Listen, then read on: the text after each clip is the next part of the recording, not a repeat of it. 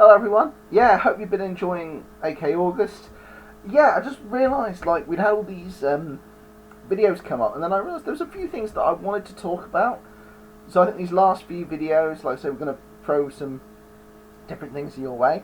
So one of the things I wanted to talk about was some broad kind of inspirations behind kind of the character and the story around AK Girl. So I've put sort of 10, but they can kind of broadly sort of meld into each other, so this might not be perfect. So if you say like, oh, one's too similar to another or what have you, then well, you're not wrong.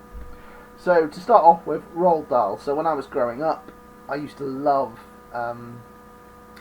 especially used to love Charlie and the Chocolate Factory and Matilda. So yeah, you were expecting me to say Fantastic Mr. Fox.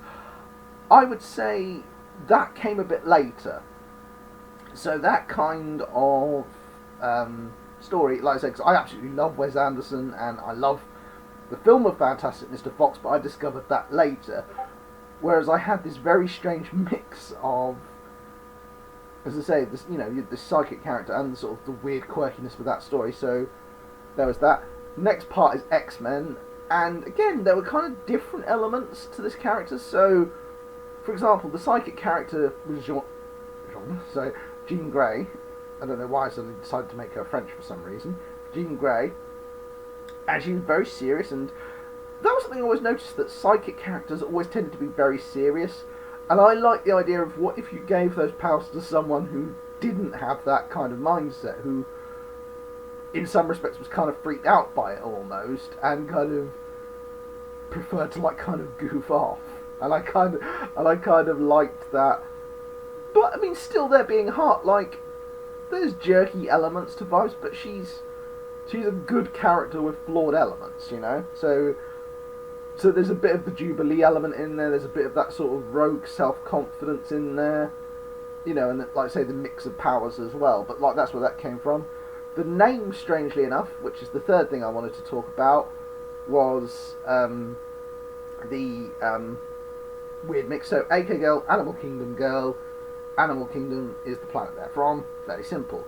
Vibes McAllister is a bit of a weirder one. So I think Veronica came from Archie comics, and the idea of her hating that name. I think there's a few characters that have had kind of reactions like that. So that was a little bit Marty McFly. That was a little bit. I think there are some other characters. I can't think off the top of my head. So you've got like the Indiana Jones thing where he doesn't like being called Junior, that kind of thing. So her middle name's Hannah, and that's because I think I knew a few people from school called Hannah, so that was thrown in there. Vibes, I think that was because I think there was a channel called Vibe FM, and that kind of stuck. And McAllister, straight off, that wasn't Home Alone, that was a ex-Leeds/Liverpool midfielder, Gary McAllister. No idea why, but again, it kind of stuck.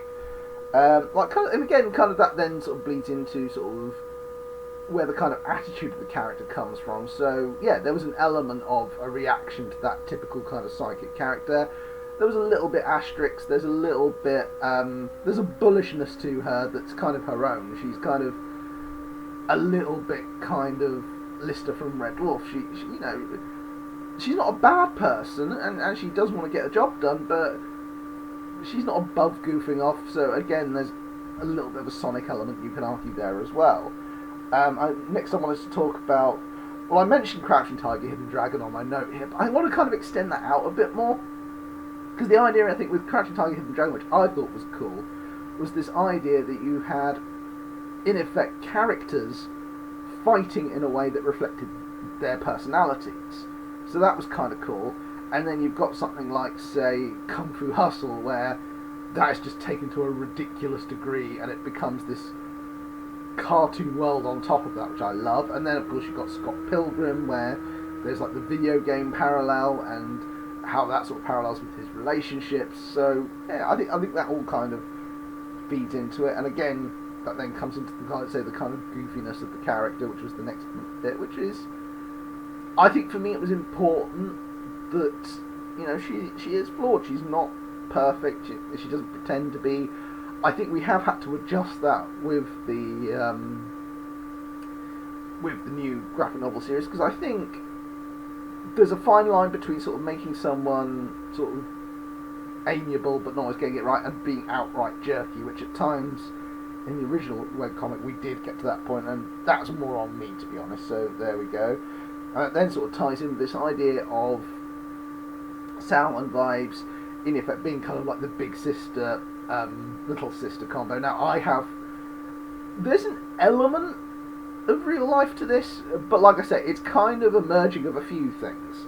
So yeah, a few people I know, I do have siblings, but it's also, weirdly enough, this is going to sound strange, but there is this whole thing of, for me personally, so when I was younger, I used to do performing, I used to do a lot of performing arts, I used to do improv and comedy, and there is that kind of manic energy, I think, when you're younger, where you're like, I'm going to do everything, I'm going to do this, this and this, and kind of puppy dog-like enthusiasm.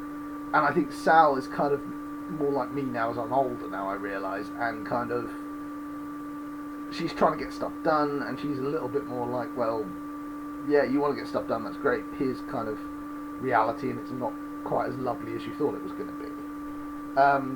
Yeah, and that then ties into this next idea about the influence, about like, over time, I think even the process of writing this and working with artists and sort of seeing how people have reacted to the characters, so with fan art, stories, etc., it has helped to sort of solidify the characters and make them feel more real, and to kind of look at what you're doing with them. So like I say, you get some feedback and you realise, okay, it's not always nice to get it, but when you look at the core points that can be improved on, you're like, okay, we'll work on that, and that's fine. I think we got there better. The next thing I wanted to talk about, so this ties in with the inflation weakness, and I have had some people ask, like, oh, you know, well, why can't it be a power instead of a weakness? I worked for a while, this is going to sound very weird, I worked for a while in a massage equipment shop, and I learned about this whole idea of pressure points and how in different parts of the body you can affect different parts via these points. And once there was this old lady came in and she explained how, as a young girl in China, she would walk barefoot along rocks, and that would be something that she would do to treat herself. And I love the idea that you've got someone where effectively all the power comes from the mind, but by the same token, the weakness does as well. So the idea of something that sort of induces panic, and that's something that she wants to deal with. So the thing I wanted to explore a bit more in the reboot is this idea that it's not just the caramel, it's the trauma that's associated with it. And if you've read the comic, you know what I mean, but I don't really want to go into it more. So there's that. Let's see, what's this last thing? Oh gosh, I'll have to read my own writing when I kind of rush this. Yeah, so so at the end of the day, the 10th thing is, it is all these different elements coming together, and I think also I do want to say a big thank you, because when I first got started on this, I worked at this site called the Alternative Reality Writers site, and that was where I met a lot of people who ended up working with us, like Dan Butcher, Ian Austin, etc.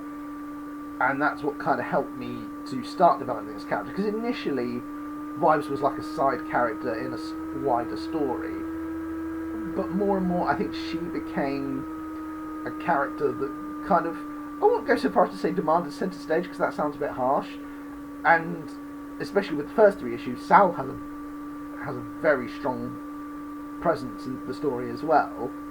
It's just, I think the way in which they're processed is very different. So I think, like I say, Sal, I think, has a very sort of personal reaction, I think, and I think she sort of finds it harder to process these things, where I think Vibes has a different front. I think the way that she gets through it is different to how Sal is, and neither of them are necessarily wrong, but I think both of them are dealing with very difficult things in different ways. But I think that's something we might explore in another video. But obviously with these things, it is important for me to say that whilst these are my influences, what you've got to remember, and I can't say this enough, this is not just my project. We have artists that come in, like Nicholas, Joe, Jed, they'll all bring in their influences, and that's what's kind of made this whole thing richer and stronger. But anyway, want to hear what you think? Does this sound right to you? Are you sort of interested in this? Do you have your own sort of headcanons and theories on AK Girl? Post them below. Much love.